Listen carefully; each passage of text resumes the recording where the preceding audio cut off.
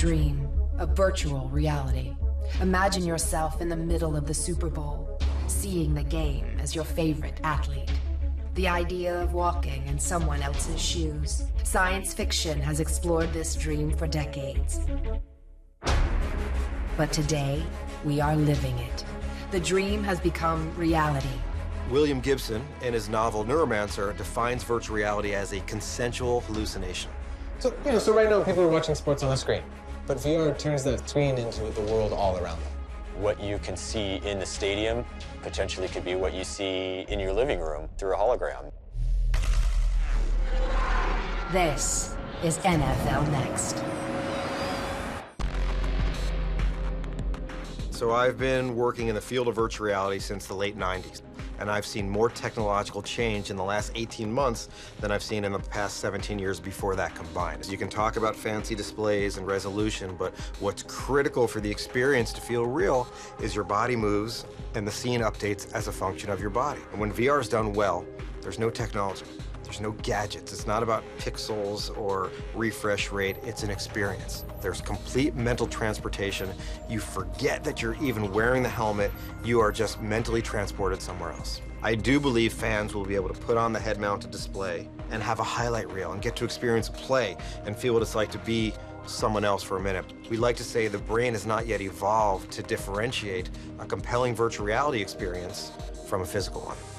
So there's something about your brain where even if everything is telling you and firing and saying this is not real, when you're in virtual reality and you have this sense of presence and being there, which is really hard to get on a normal flat media screen. By using VR, you can feel like you are that franchise manager in the Madden game, but for your real life teams, and you can project that to people all over the world. I think everyone ends up winning in that situation. One thing we do at Oculus is we do a lot of research into what types of games are going to be most fun in VR. When you have touch controls, you don't want to have to constantly be doing this and this, you'll get tired. Maybe the right football mechanism is you're a receiver. You don't have to do the running, but you look and then you have to actually reach out and catch in the right place. And then once in a while, you're the QB. You can't actually throw 55 passes a game.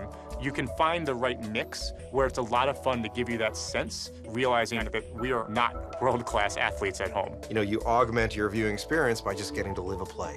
But that's enough. I mean, VR feels really real. I don't know if you want to get hit. VR is very intense, and there's some things you want to do, and there's some things where you want to have that distance.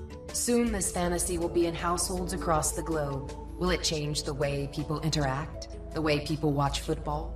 Will virtual reality change the world for the better?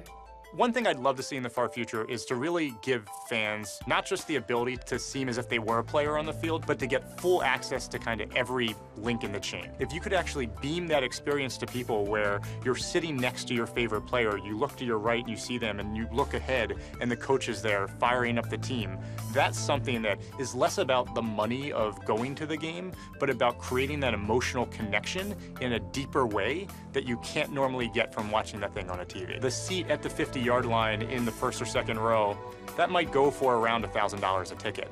But what you could also do is sell that same seat for $10 a ticket to 100,000 people.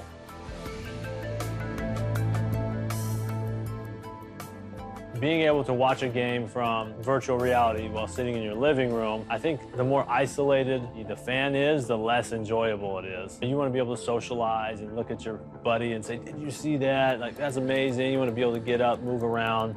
You can create an avatar of your friend, and they'll be in that experience with you, but it's their real voice and it's the real movement. Could there come a time where you forget that you're in virtual reality or not? Maybe. I'm not a philosopher. We have to go a long way in terms of taking the technology out of the equation so that virtual reality is more like magic. 50 years from now, the fidelity of these systems is going to be to the point where you can't tell what's real and what's not. We live in an ever-changing world. Technology changes daily. Virtual reality is set to explode onto the global marketplace.